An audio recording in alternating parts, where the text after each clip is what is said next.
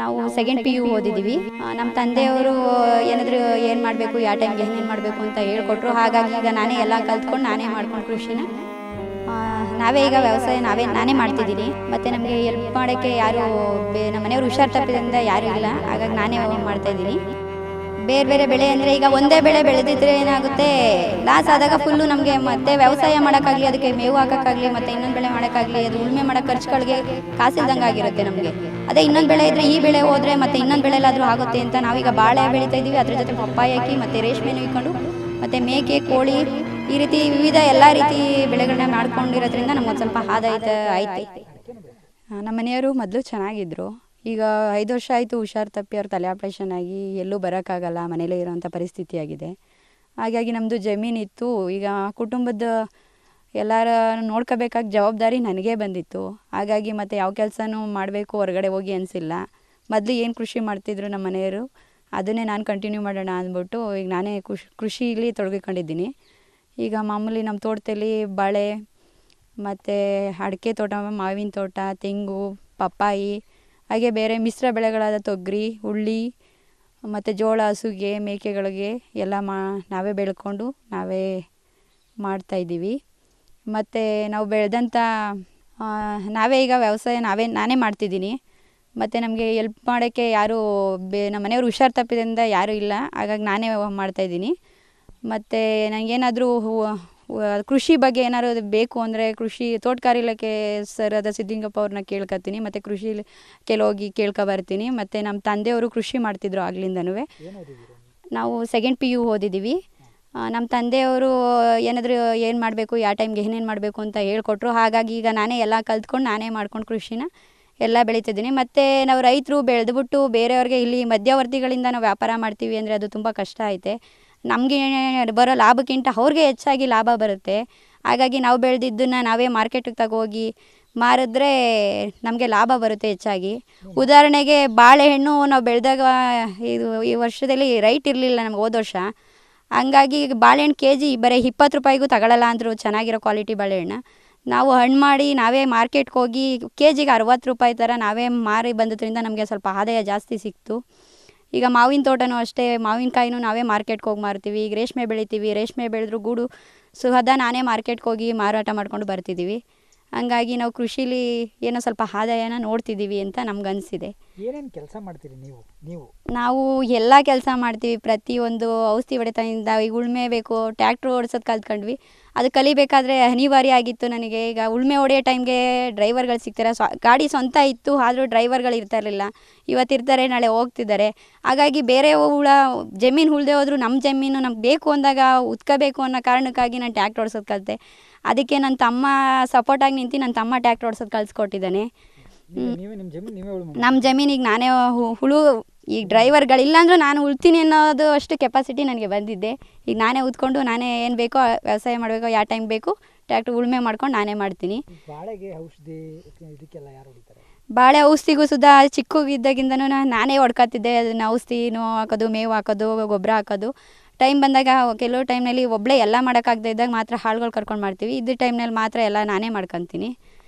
ಮತ್ತು ಔಷಧಿ ಹೊಡೆಯೋದಾಗಲಿ, ಮೇವು ಹಾಕೋದಾಗಲಿ ಪ್ರತಿಯೊಂದು ನಾವೇ ಮಾಡ್ಕೋಬೇಕಾಗಿ ಬರುತ್ತೆ. ಅಂದರೆ ನಮ್ಮ ಟೈಮ್ಗೆ ಆಳುಗಳು ಸಿಗಲ್ಲ. ಈಗ ತೇವ ಇರುತ್ತೆ, ಆ ಟೈಮ್ಗೆ ಮೇವು ಹಾಕಬೇಕು, ಗೊಬ್ಬರ ಹಾಕಬೇಕು ಅಂದಾಗ ಆಳುಗಳು ಸಿಗಲ್ಲ.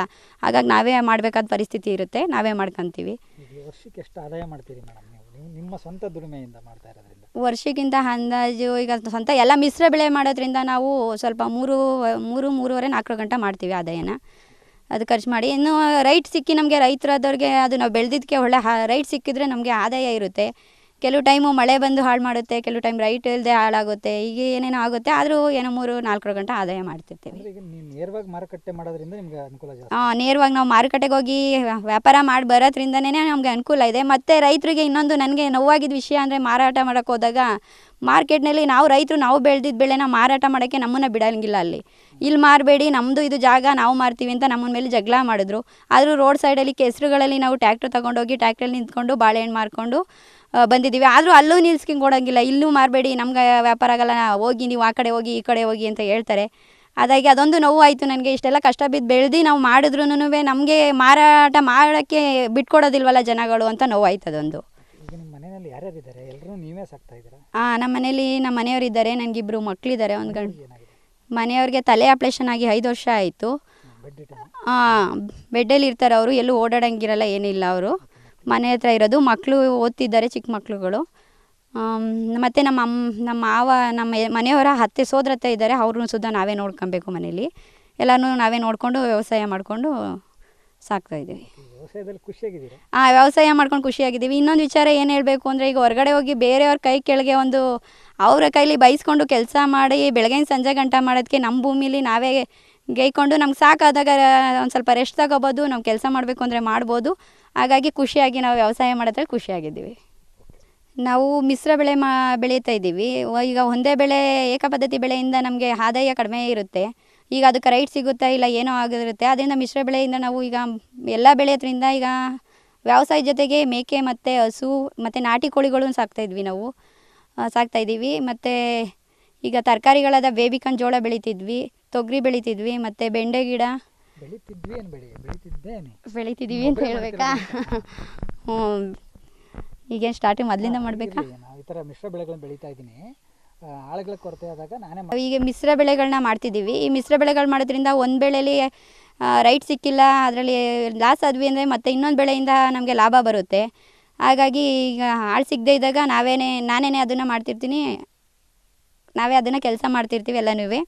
ನಿಮಗೆ ಐಡಿಯಾ ಬಂದಿದ್ದು ಹೇಗೆ ಮೇಡಮ್ ಬೇರೆ ಬೇರೆ ಬೆಳೆಗಳನ್ನ ಬೆಳಿಬೇಕು ಅಂತ? ಬೇರೆ ಬೇರೆ ಬೆಳೆ ಅಂದರೆ ಈಗ ಒಂದೇ ಬೆಳೆ ಬೆಳೆದಿದ್ರೆ ಏನಾಗುತ್ತೆ, ಲಾಸ್ ಆದಾಗ ಫುಲ್ಲು ನಮಗೆ ಮತ್ತೆ ವ್ಯವಸಾಯ ಮಾಡೋಕ್ಕಾಗಲಿ, ಅದಕ್ಕೆ ಮೇವು ಹಾಕೋಕ್ಕಾಗಲಿ, ಮತ್ತು ಇನ್ನೊಂದು ಬೆಳೆ ಮಾಡೋಕ್ಕಾಗಲಿ, ಅದು ಉಳುಮೆ ಮಾಡೋ ಖರ್ಚುಗಳಿಗೆ ಕಾಸಿಲ್ದಂಗೆ ಆಗಿರುತ್ತೆ ನಮಗೆ. ಅದೇ ಇನ್ನೊಂದು ಬೆಳೆ ಇದ್ದರೆ ಈ ಬೆಳೆ ಹೋದರೆ ಮತ್ತು ಇನ್ನೊಂದು ಬೆಳೆಲಾದರೂ ಆಗುತ್ತೆ ಅಂತ ನಾವೀಗ ಬಾಳೆ ಬೆಳೀತಾ ಇದ್ದೀವಿ. ಅದ್ರ ಜೊತೆ ಪಪ್ಪಾಯ ಹಾಕಿ ಮತ್ತು ರೇಷ್ಮೆನೂ ಇಕ್ಕೊಂಡು ಮತ್ತು ಮೇಕೆ, ಕೋಳಿ, ಈ ರೀತಿ ವಿವಿಧ ಎಲ್ಲ ರೀತಿ ಬೆಳೆಗಳನ್ನ ಮಾಡ್ಕೊಂಡಿರೋದ್ರಿಂದ ನಮ್ಗೊಂದು ಸ್ವಲ್ಪ ಆದಾಯ ಐತೆ. ಅಡಿಕೆನೂ ಬೆಳಿತೀರಾ? ಅಡಿಕೆ ಗಿಡನೂ ಹಾಕಿದ್ದೀವಿ. ಈಗ ಫಸಲು ಬರಬೇಕು. ಈಗ ಒಂದು ಚಿಕ್ಕ ಸೈಜ್ ಅಡಿಕೆ ಗಿಡ ಸೊಸಿಗಳು ಹಾಕಿದ್ದೀವಿ. ಮತ್ತು ತೆಂಗು ದೊಡ್ಡದಿದೆ, ಅದ್ರ ಬದಲು ಈಗ ಮಾವಿನ ತೋಟದಲ್ಲೇ ಬರೀ ಮಾವಿನ ತೋಟನೇ ನೋಡೋಕ್ಕಾಗಲ್ಲ ಅಂದ್ಬಿಟ್ಟು ಮಧ್ಯ ತೆಂಗಿನ ಸೊಸಿನೂ ಹಾಕಿದ್ದೀವಿ ತೋಟಕ್ಕೆಲ್ಲನೂ. ಹಾಗೆ ಅಡಿಕೆ ಸೊಸಿನೂ ಹಾಕ್ಕೊಂಡು ಅದು ರೇಷ್ಮೆ ಮಧ್ಯ ಹಾಕಿದ್ದೀವಿ. ಅಡಿಕೆ ರೇಷ್ಮೆ ಇದಾದ ತಕ್ಷಣ ಅಡಿಕೆ ತೋಟ ಎದ್ದೇಳುತ್ತೆ ಅಂತ ಮಧ್ಯ ಎಲ್ಲ ಮಿಶ್ರ ಬೆಳೆ ಮಾಡಿದ್ದೀವಿ. ಎಲ್ಲ ನಮ್ಮ ತೋಟದ ಫುಲ್ಲು ಮಿಶ್ರ ಬೆಳೆ ಹಾಕೊಂಡಿದ್ದೀವಿ. 4 ಎಕರೆ ಐತೆ. ಎಲ್ಲ ವೆರೈಟಿ ಗಿಡನೂ ಹಾಕಿದ್ದೀರಿ. ಅದನ್ನು ಫಸಲು ಎಲ್ಲ ಬರ್ತಾ ಇದೆ. ಹೂವಿನ ಗಿಡ ಹಾಕ್ತಾ ಇದ್ದೀರಿ ಸರ್. ಅದರಿಂದ ನಮಗೂ ಆದಾಯ ಇದೆ, ಹಣ್ಣಿನ ಆದಾಯನೂ ಇದೆ. ಸ್ಟಾರ್ ಫ್ರೂಟ್ಸು, ಫ್ಯಾಷನ್ ಫ್ರೂಟ್ಸು, ಮಾದಾಫಲ, ಪನ್ನೇರಳೆ ಎಲ್ಲ ಇದೆ ಸರ್. ಅದರಿಂದ ನಾವು ಎಲ್ಲ ಥರದ್ದು ಹಣ್ಣನ್ನು ತಗೊತಾ ಇದ್ದೀರಿ. ಅದರಿಂದ ತುಂಬ ಒಂದು 7-8 ಲಕ್ಷ ಎಲ್ಲ ಖರ್ಚು ಹೋಗಿ 7-8 ಲಕ್ಷ ಉಳಿತದೆ ಸರ್. ರೇಷ್ಮೆನಲ್ಲೂ ಅಷ್ಟೇ, ತಿಂಗಳಿಗೂ ಒಂದು 50,000, 1.5 ಲಕ್ಷ ಅಷ್ಟು ರೇಷ್ಮೆನಲ್ಲಿ ಬೆಳೀತಾ ಇದ್ದೀರಿ ಸರ್. ನಮ್ಮದು 1990ರಿಂದ ಸರ್ ನಾವು ವ್ಯವಸಾಯ ಮಾಡ್ತಾ ಇರೋದು. ಅದು ಆವತ್ತಿನಿಂದನೂ ರಾಗಿ ಬೆಳೀತಾ ಇದ್ರಿ. ರಾಗಿ ಬೆಳೆದು ಆಮೇಲೆ ಏನಾದರೂ ವ್ಯವಸಾಯ ರೇಷ್ಮೆ ಬೆಳಿಬೇಕು ಅಂತಂದ್ಬಿಟ್ಟು ರೇಷ್ಮೆ ಬೆಳೀತಾ ಇದ್ದೀರಿ. ಆಮೇಲೆ ಈ ತೋಟ ಎಲ್ಲ ಮಾಡ್ತಾಯಿದ್ದೀರಿ ಸರ್. ಈಗ ಕೃಷಿ ಹೊಂಡ ಇದೆ, ನೀರು ಸ್ವಂತ ನೀರು ಎಲ್ಲನೂ ಕೃಷಿ ಹೊಂಡಕ್ಕೆ ಬಳಸ್ಕೊಂಡು ತೋಟಕ್ಕೆ ಬಿಡ್ತಾ ಇದ್ದೀರಿ.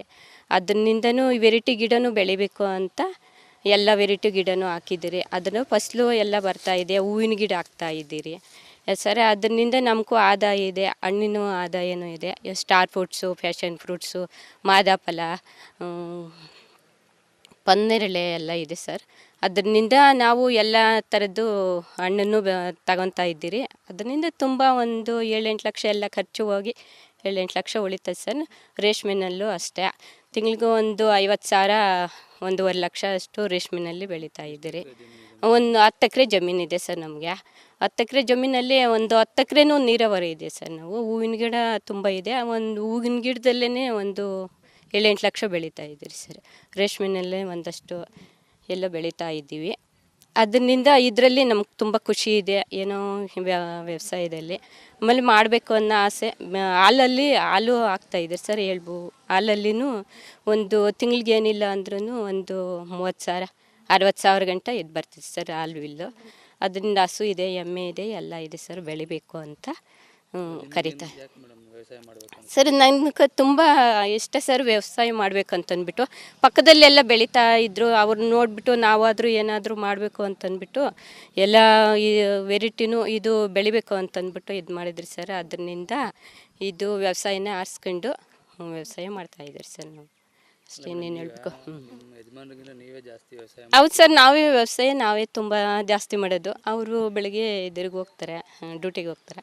ನಾವು ಎಲ್ಲ ಥರ ವ್ಯವಸಾಯನೂ ನಾವೇ ನೋಡ್ಕೊಂಡು ನಾವೇ ಬೆಳಿಬೇಕು ಅಂತಂದ್ಬಿಟ್ಟು ಎಲ್ಲ ಇದು ತೋಟದಲ್ಲೇ ಇದು ಬೆಳೀತಾ ಇದ್ದೀರಿ ಸರ್ ಅಷ್ಟೇ. ಗಿಡ ಇದೆ ಮೇಡಮ್ ನೀವು ಹಾಕಿರೋಂಥದ್ದು? ಸರ್ ಒಂದು 10-15 ವೆರೈಟಿ ಗಿಡ ಇದೆ ಸರ್. ಅದರಲ್ಲಿ ಇದೆ ಸರ್, ಯಾಲಕ್ಕಿ ಗಿಡ ಇದೆ, ಬಾಳೆ ಗಿಡ ಇದೆ, ಆಮೇಲೆ ಖರ್ಜೂರ ಇದೆ, ಮತ್ತು ಮಾದಫಲ ಇದೆ, star fruits, passion fruits, apple, coffee ಗಿಡ, ಮತ್ತು ಪನ್ನೇರಳೆ, ಇದು ಅಮೃತ ನೂನೆ ಎಲ್ಲ ಇದೆ ಸರ್. ಎಲ್ಲ ವೆರೈಟಿನೂ ಹಾಕಿದ್ದೀರಿ. ಒಂದು ಸೀತಾಫಲ ಇದೆ, ಮಾದಫಲ ಇದೆ, ರಾಮಫಲ ಇದೆ. ಇಷ್ಟು ವೆರೈಟಿ ಗಿಡ ಇದೆ ಸರ್. ಅಷ್ಟು ಏಲಕ್ಕಿ, ಅರಿಶಿನ, ಶುಂಠಿ ಇಷ್ಟು ಬೆಳೀತಾ ಇದ್ದೀರಿ ಸರ್ ನಾವು. ಅದು ತುಂಬ ಖುಷಿ ನಮ್ಗೆ. ಇದು ಬೆಳಿಬೇಕು ಅನ್ನೋದು ತುಂಬ ಖುಷಿ ಇದೆ. ಅದರಲ್ಲಿನೂ ಆದಾಯ ಇದೆ. ಎಲ್ಲ ಖರ್ಚು ಹೋಗಿ ನಮ್ಗೆ ಆಗಷ್ಟು ಖುಷಿ ಇದೆ ಸರ್. ಅಷ್ಟೇ ಹೇಳಕ್ಕೆ ಇಷ್ಟಪಡ್ತೀನಿ. ವೆರೈಟಿ ಹಾಕಿದ್ದೀರಲ್ಲ, ಏನು ಹಾಂ, ಮನೆಗೆ ಇಟ್ಕೊಂತೀರಾ ಇಲ್ಲ ಇಲ್ಲೇ ಸರ್ ಮಾರಾಟನೂ ಮಾಡ್ತೀರಿ ಸರ್ ನಾವು. ಮಾರಾಟನೂ ಮಾಡ್ತೀರಿ. ಅಷ್ಟು ಮಾತ್ರ ಗೊತ್ತು ಸರ್ ಅಷ್ಟೇ. ಇನ್ನು ಹೇಳಕ್ಕೆ ಇಷ್ಟಪಡ್ತೀನಿ ಸರ್. ಇನ್ನೇನು ಹೇಳ್ಬೇಕು ಸರ್? ಸರ್ ನೀರು ಅದೇ ಕೃಷಿ ಹೊಂಡ, ಬೋರ್ವೆಲ್ ಇದೆ. ಕೃಷಿ ಹೊಂಡಕ್ಕೆ ಬಿಟ್ಕೊಂಡು ಅದರಲ್ಲಿ ಎಲ್ಲನೂ ನಾವು ಇದು ಮಾಡ್ತಾಯಿದ್ದೀರಿ ಸರ್. ಪೈಪ್ಲೈನು ಎಲ್ಲ ಮಾಡ್ಕೊಂಡು ಡ್ರಿಪ್ ಮೂಲಕ ಹರಿಸ್ತಾ ಇದ್ದೀರಿ ಸರ್. ಮೇಂಟೆನೆನ್ಸ್ ಏನು ಮಾಡ್ತೀರಿ ಮೇಡಮ್? ಆ ಮೇಂಟೆನೆನ್ಸ್ ಸರ್ ಅದು ಇದು ಶಿಫ್ಟ್ ಇದೆ, ಕರೆಂಟು ಶಿಫ್ಟಲ್ಲಿ ನೈಟು ಓಡಿಸ್ತೀರಿ ಮತ್ತು ಹಗಲು ಎಲ್ಲ ಓಡಿಸಿ. ಗಿಡಗಳಲ್ಲಿ ರೋಗಗಳೇನೋ ಬರ್ತವೆ? ಇಲ್ಲ, ರೋಗ ಬಂದರೆ ಔಷಧಿ ಹೊಡಿತೀರಿ ಸರ್ ನಾವು. ಆ ಔಷಧಿನೂ ಹೊಡಿತೀರಿ, ಸ್ಪ್ರೇ ಮಾಡಿ. ಆಮೇಲೆ ಸರ್ ನಾವು ಕೃಷಿ ಇದು ಮಾಡ್ತಾ ಇದ್ದೀರಿ ಸರ್ ನಾವು. ಸಗಣಿ ಗಂಜಲ ಎಲ್ಲನೂ ಒಂಥರ ಸರಿ ಎಲ್ಲನೂ ಇವು ಹಾಕ್ಬಿಟ್ಟು ಎಲ್ಲ ಇದು ಮಾಡಿ ಸಗಣಿ ಗಂಜಲ ಎಲ್ಲನೂ, ಆಮೇಲೆ ಕಳ್ಳೆ ಹಸಿಟ್ಟು ಇದೆಲ್ಲ ಹಾಕಿದ್ರಿ ಸರ್. ಅದೆಲ್ಲ ಹಾಕ್ಬಿಟ್ಟು ಸ್ವಂತಕ್ಕೆ ಎಲ್ಲ ಇದು ಮಾಡಿದ್ದೀರಿ ಸರ್ ನಾವು. ಅದನ್ನೇ ಸ್ವಲ್ಪ ಸ್ವಲ್ಪ ಎಲ್ಲ 2-2 ಲೀಟ್ರು ಅಷ್ಟು ಕೊಡ್ತೀರಿ ಸರ್ ನಾವು ಬೆಳಗ್ಗೆ. ಡ್ರಮ್ಮಲ್ಲಿ ಹಾಕಿದೆ. ಹಾಂ ಸರ್, ಪ್ರಶಸ್ತಿ ಜಿಲ್ಲಾ ಮಟ್ಟದಲ್ಲಿ ನಮ್ಗೆ ಪ್ರಶಸ್ತಿ ಬಂದಿದೆ ಸರ್. ಉತ್ತಮ ರೈತ ಹಾಂ, ಉತ್ತಮ ರೈತ ಮಹಿಳೆ ಅಂತ ಪ್ರಶಸ್ತಿ ಬಂದಿದೆ ಸರ್ ಅಷ್ಟೇ. ಪ್ರಗತಿಪರ ರೈತ ಮಹಿಳೆ ಅಂತ ಸರ್. ನಮ್ಗೆ ಖುಷಿ ಇದೆ. ನಾವು ಇದು ಇಷ್ಟು ಮಟ್ಟಕ್ಕೆ ಬೆಳಿತೀರೇ ಇಲ್ಲ ಅನ್ನೋ ಇದಿತ್ತು. ಆದರೆ ದೇವ್ರ ಇಚ್ಛೆ ಇಷ್ಟು ಮಟ್ಟಕ್ಕೆ ದೇವರು ಏನು ಪ್ರಶಸ್ತಿ ಕೊಟ್ಟು ನಮ್ಗೆ ಖುಷಿ ಇದೆ ಸರ್ ಅಷ್ಟೇ. ಹೇಳೋಕ್ಕೆ ಇಷ್ಟ. ಕಷ್ಟ ಅಂತಾರೆ. ಇಲ್ಲ ಸರ್, ವ್ಯವಸಾಯ ಅಂದರೆ ಕಷ್ಟನೇ ಆಗುತ್ತೆ. ಆದರೆ ಇದು ಕಷ್ಟ ಇಲ್ಲ. ಏನು ಆತ್ಮಹತ್ಯೆ ಮಾಡ್ಕೊಳಕ್ಕೆ ಹೋಗೋದು ಏನನ್ನೋದು ಅದೆಲ್ಲ ಮಾಡಬಾರ್ದು ಸರ್. ನಾವು ಛಲ ಇದ್ದು ದುಡಿಮೆ ಮಾಡಿ ಈ ಥರ ಬೆಳೆದ್ರೆ ತುಂಬ ಅನುಕೂಲ. ವ್ಯವಸಾಯ ಇದು ಆತ್ಮಹತ್ಯೆ ಅಂತೂ ಮಾಡ್ಕೊಳಕ್ಕೆ ಹೋಗಬಾರ್ದು ಅಷ್ಟೇ. ನಾನೇ ಇಷ್ಟೇ, ಎಲ್ಲ ರೈತರಿಗೂ ಅಷ್ಟೇ ಸರ್. ನಾನು ಇಷ್ಟು ಹೇಳೋಕ್ಕೆ ಇಷ್ಟಪಡ್ತೀನಿ.